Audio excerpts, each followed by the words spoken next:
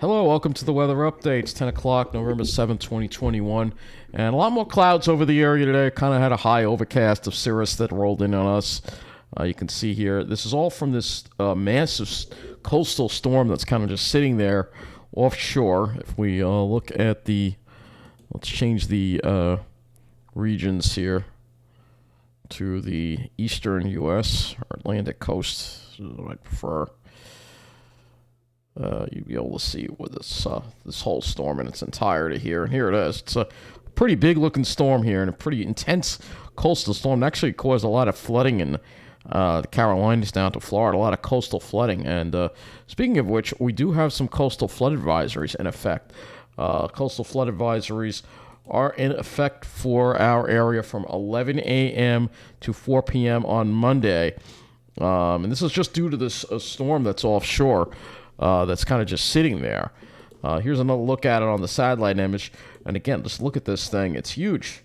It is huge. And you can see it's just an unbelievably huge storm, but it's offshore. But it's still going to have an effect on us. And if you look somewhere in here is Wanda, which is now post-tropical. Actually, I think it's been removed from the Hurricane Center. Yeah, it's not even there anymore. It went post-tropical. Now you can't even find it. But yeah, they're watching this storm. Now it's down to 0% chance. So it's more of a coastal storm than anything else. But again, those warm waters could give it a little more juice. Not as cold tonight as it has been other nights. But we're still seeing some radiational cooling in spots. Still some areas like Carl Place down to 39. A little more wind. Farmingdale's at 45. 45 at Islip. But West Hampton has dropped to 39, so it is colder where there is radiational cooling. But the winds are going to pick up a little bit, which is going to kind of limit the radiational cooling we're going to get tonight. Let's go look at the low temperatures. Dew points are still very low. You can see dew points still in the 30s. But let's go look at our low temperatures for the day. And you'll see here, 25 in West Hampton this morning, 30 in Shirley, 32 in Islip, 37 at Farmingdale. Let's see what Carl Place got down to last night. 29. So a lot of areas got that radiational cooling. Though, like I said, it really does depend on where you're at, how much radiational cooling you'll get. It's interesting. Carl Place is actually a cold spot, considering. But again, if the winds are calm, I guess you can get some good radiational cooling there.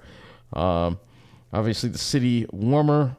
At night, 43, and let's see how the Pine Barrens in New Jersey did. Not quite as cold as West Hampton, 35 in downtown Times River, 30 at Lakehurst for your low.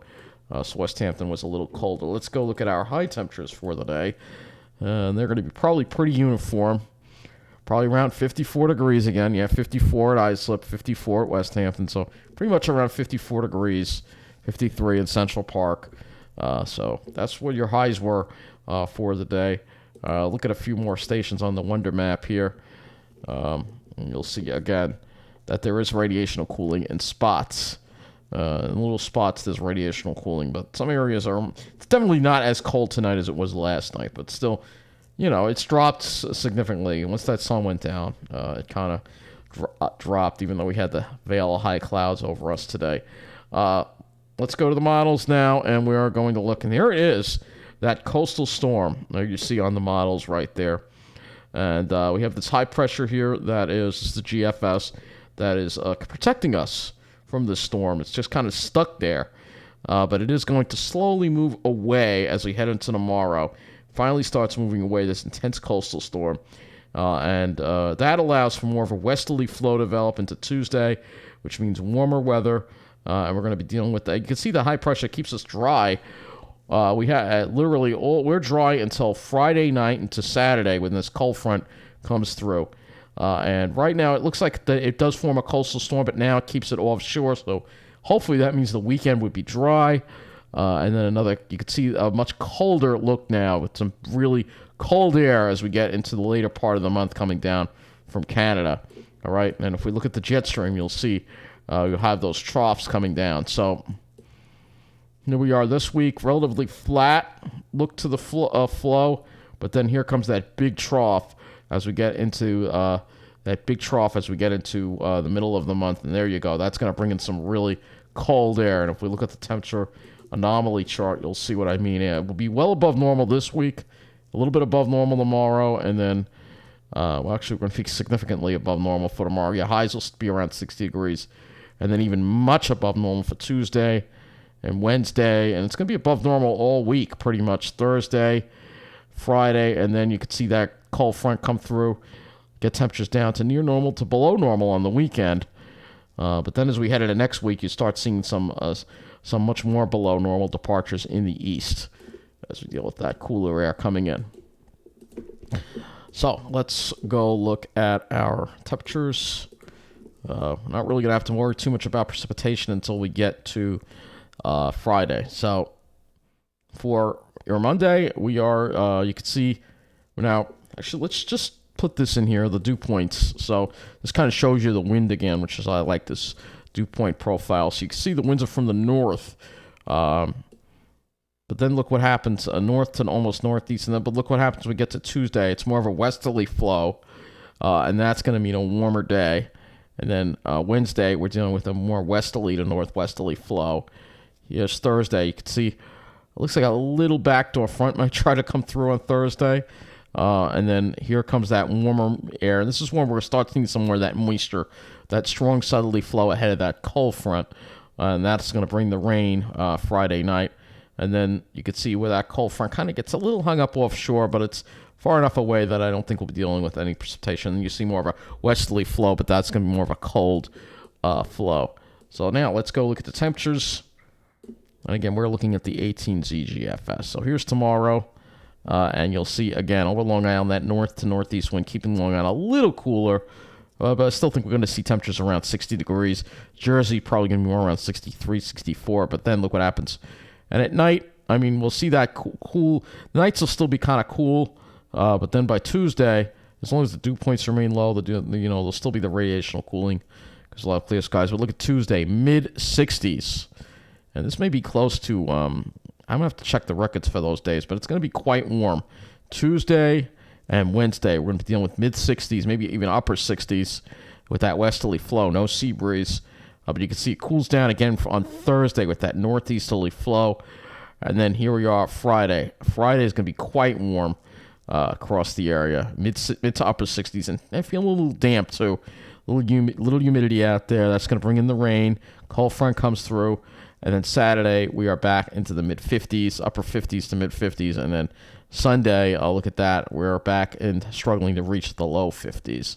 But then if we go into next week just for fun, you'll see how cold it's going to get. Here we are only in the 40s as we get into the middle of the month here. We're going to have highs in the 40s, lows in the 20s and 30s.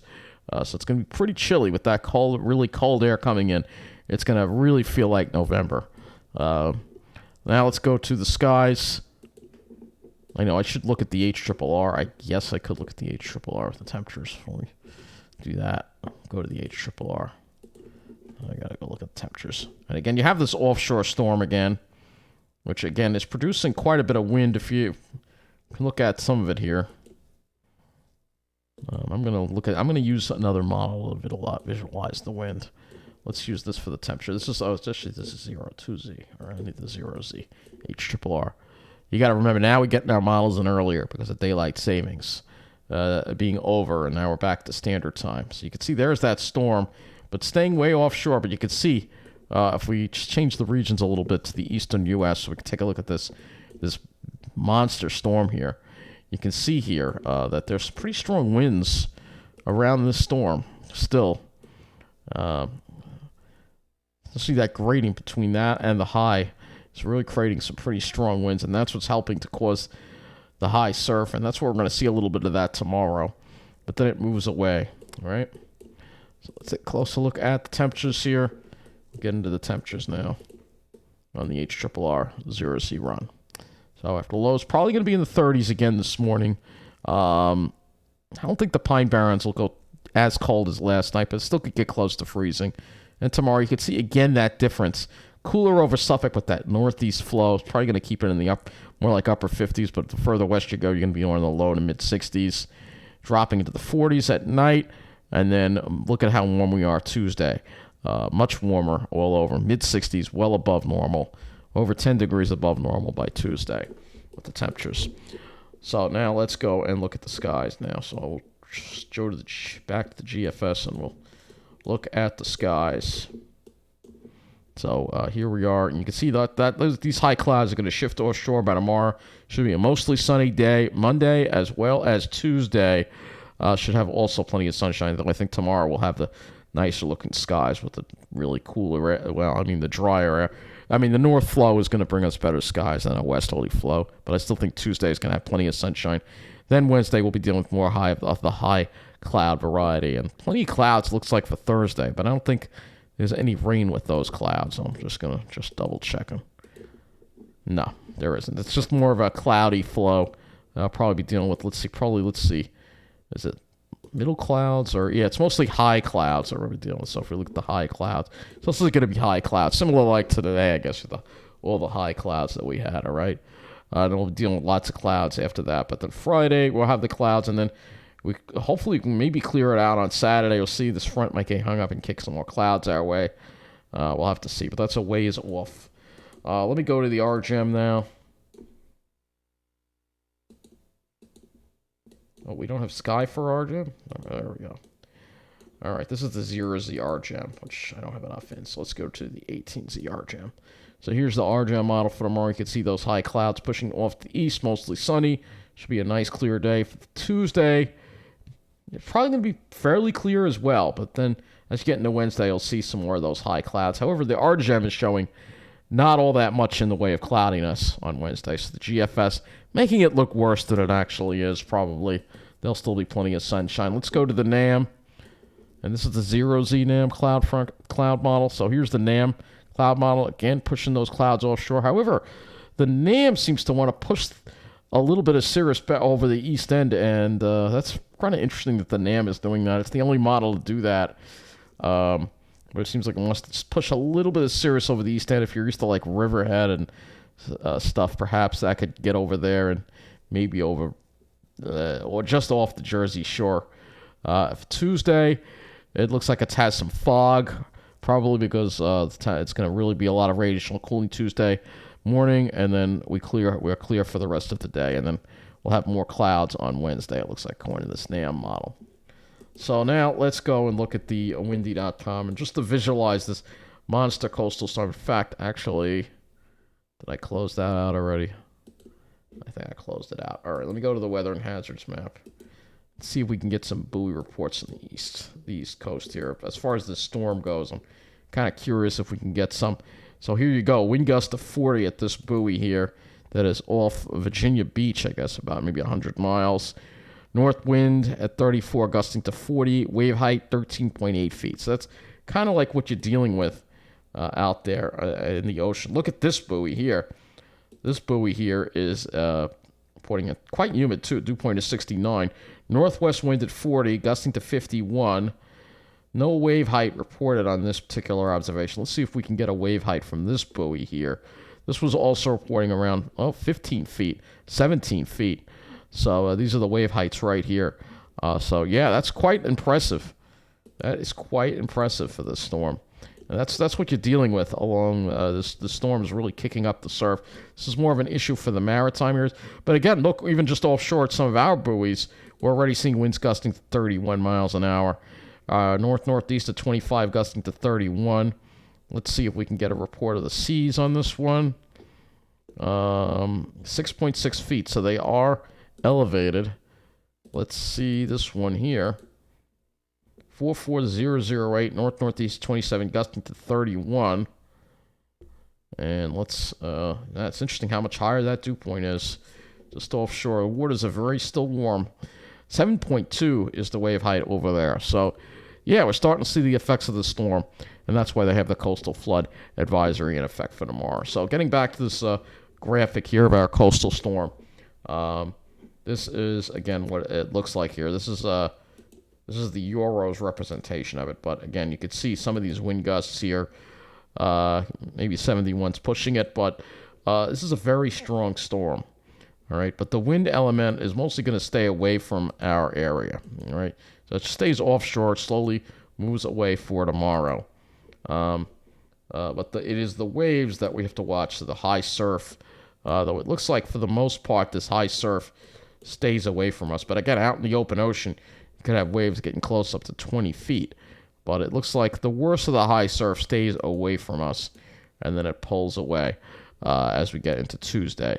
But yeah, impressive storm, impressive coastal storm. And again, with those warmer ocean temperatures, it's just more fuel for these storms.